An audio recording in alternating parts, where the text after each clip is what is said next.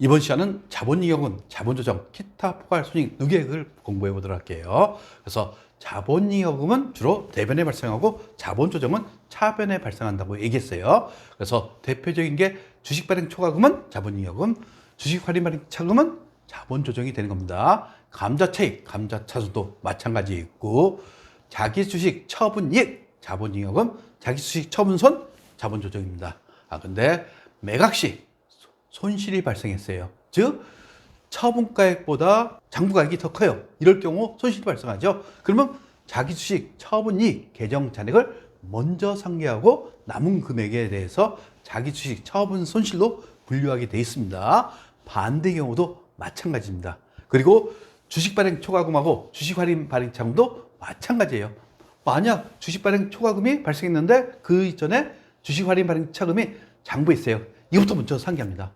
그리고 감자차익, 감자차손도 마찬가지라는 거. 그러면 예제를 통해서 한번 자기 주식에 대해서 회계 처리를 해보도록 할게요. 지금 자기 주식 100조 액면가 10,000원. 우리 자기 주식을 회계 처리할 때는 액면가 필요 없어요. 그러면서 주당 12,000원에 현금 매입하다 이렇게 됐죠. 그러면 차변에 자기 주식 120만 원, 대변에 현금 120만 원 이렇게 하시면 되는 겁니다.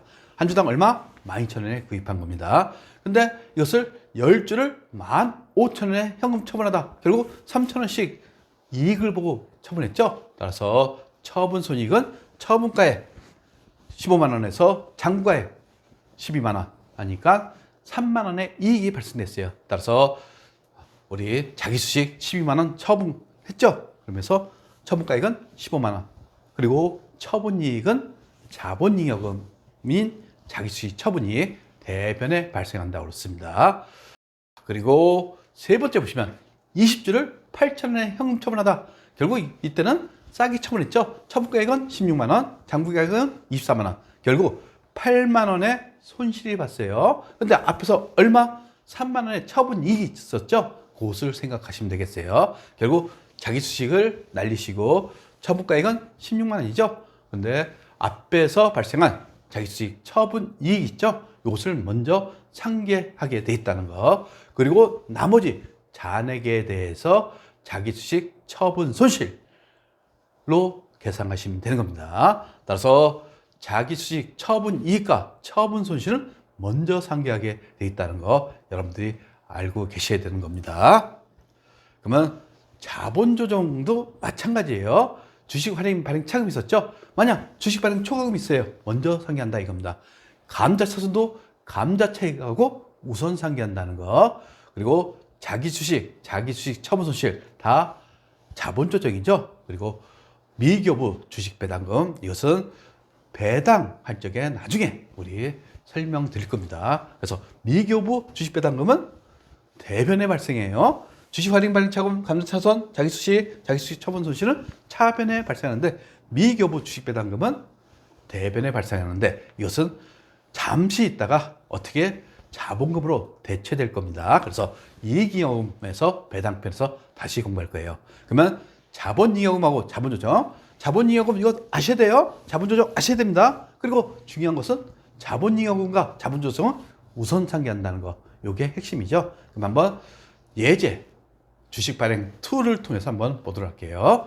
유상증자를 실시하고 액면가액 5,000원, 발행가액 8,000원.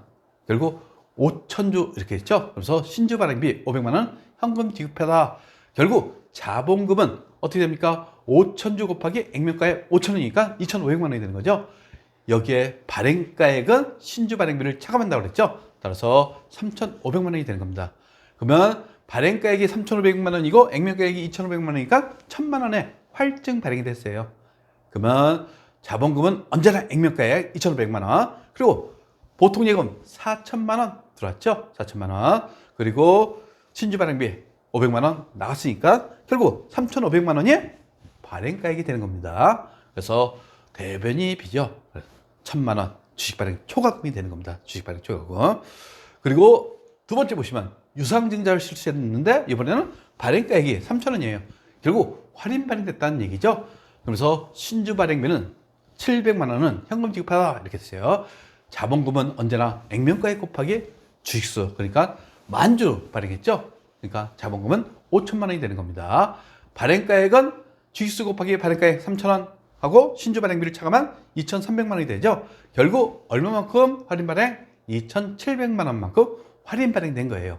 그러면 대변의 자본금은 언제나 액면가액이 됐어요. 그리고 보통 예금 계좌로 입금된 거죠. 그리고 신주 발행비는 현금 지급했어요. 결국 2,300만 원이 발행가액이 되는 겁니다.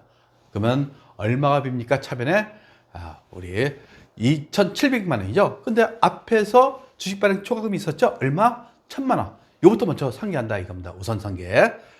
그러면 주식 발행 초과금은 제로가 되는 거죠. 나머지 주식 할인 발행 차금 1,700만 원 자본 조정을 계상하시면 되는 겁니다. 그래서 주식 발행 초과금과 주식 할인 발행 차금은 먼저 상기한다는 거 여러분들 이것을 알고 계셔야겠습니다.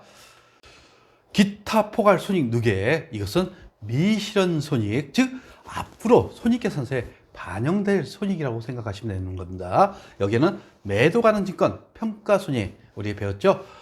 투자자산에서 배웠습니다. 그 다음에 해외 사업 환산 손익 재평가 잉여금, 이것은 나중에 전산세무 2급에서 배울 거예요. 그때 분류만 돼 있다는 거 알고만 계시면 되겠어요. 그리고 기타 포괄 손익은 매도 가능 증권에 보면 처분했을 경우 당기 순손익, 즉 영업외 손익에 포함된다는 거. 결국 우리 손익계산서에 포괄이라는 단어가 들어가면 포괄손익계산서입니다. 여기에 포괄손익은 우리가 알고 있는 손익계산서에 당기 순손익 플러스 기타 포괄 손익을 플러스 하시면 포괄손익이 되는 겁니다. 결국 이 포괄손익이 자본을 늘리는 손익이 되는 거죠.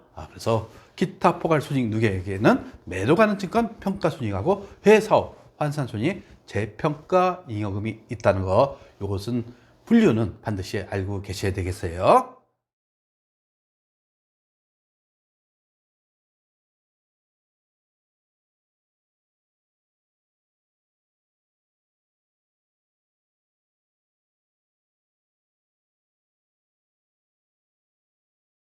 구독과 좋아요는 우리에게 큰 힘이 됩니다.